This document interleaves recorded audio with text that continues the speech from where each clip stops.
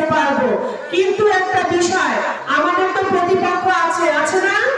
আমাদেরকে সজাগ থাকতে হবে। এখনো কিন্তু অনেক রকমের ষড়যন্ত্র চলছে।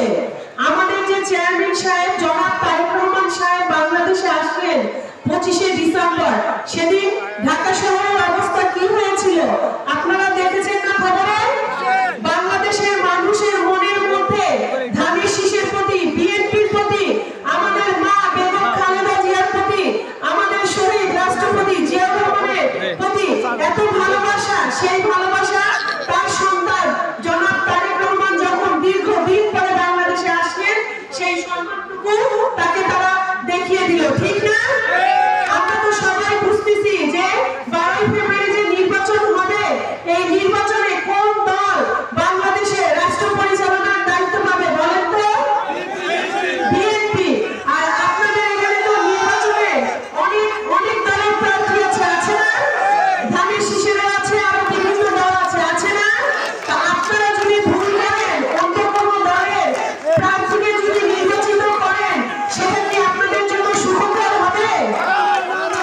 আপনারা কি চান? আপনারা ভালো চান, ভালো মানুষ চান, তাহলে আপনারা কোন মার্কায় ভোট দিবেন? মার্কাটা কি? মার্কাটা কি? আমার বোনেরা, আপনারা একটু হাতটা তুলেন, আপনাদের উদ্দেশ্যে আমি অনেক কিছু বলবো। মার্কাটা কি? ইনশাআল্লাহ আপনারা যদি সবাই সজাগ থাকেন এবং সবাই যদি মিলে ধানের শীষে ভোট দেন, আল্লাহর রহমতে আপনারা একজন ভালো ব্যক্তিকে আপনাদের পাশে পাবেন। আর আপনারা যদি ভুল করেন, তাহলে কিন্তু আপনারা অনেক কিছু থেকে বঞ্চিত হবেন। আমি কিন্তু আপনারা যারা এখানে মুরব্বী আছেন, তাদের কাছে আমি একটা দাবি নিয়ে আসছি। আমি কিন্তু আপনাদের বৌমা, ব্যারিস্টার সাহেব আপনাদের সন্তানের মতো। আর সবচেয়ে বড় পরিচয়, এখন আমি আপনাদের প্রতিবেশী।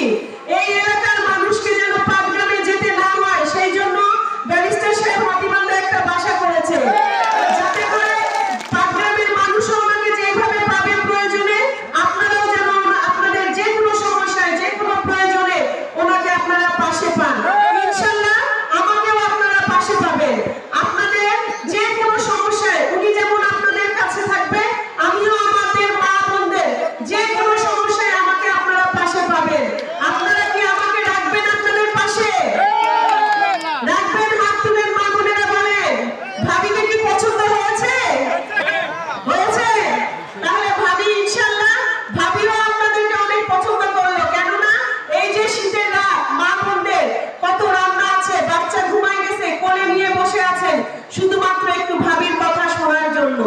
এখন আমি বলবো যে কি কারণে আপনারা ধানের শীষে ভোট দিবেন। ধানের শীষে ভোট দিলে আপনাদের পরবর্তীতে কি কি সুযোগ সুবিধা আসবে, সেই বিষয়গুলো নিয়ে আমি একটু কথা বলবো। শুনবেন? সময় দিবেন? আচ্ছা, আমাদের চেয়ারম্যান সাহেব জনাব তারেক রহমান, উনি কিন্তু একটা 8টি পরিকল্পনার কথা উল্লেখ করেছেন। এটা ওনার নির্বাচনের একটা পরিকল্পনা। উনি বলেছেন যদি রাষ্ট্র পরিচালনার দায়িত্ব বাংলাদেশের মানুষ বিএনপিকে দেয়, তাহলে বিএনপি কিভাবে দেশ পরিচালনা করবে, কিভাবে এই রাষ্ট্রটাকে গড়ে তুলবে, কিভাবে এই বাংলাদেশের জনগণের উন্নয়ন করবে, সেই বিষয়গুলো নিয়ে এই 8টা পরিকল্পনা উনি করেছেন এবং এগুলো উনি বাস্তবায়ন করবেন ইনশাআল্লাহ। প্রথম বিষয়টাই হচ্ছে নির্বিশেষে সবাই মিলে সম্মিলিতভাবে সুসংগঠিত একটি রাষ্ট্র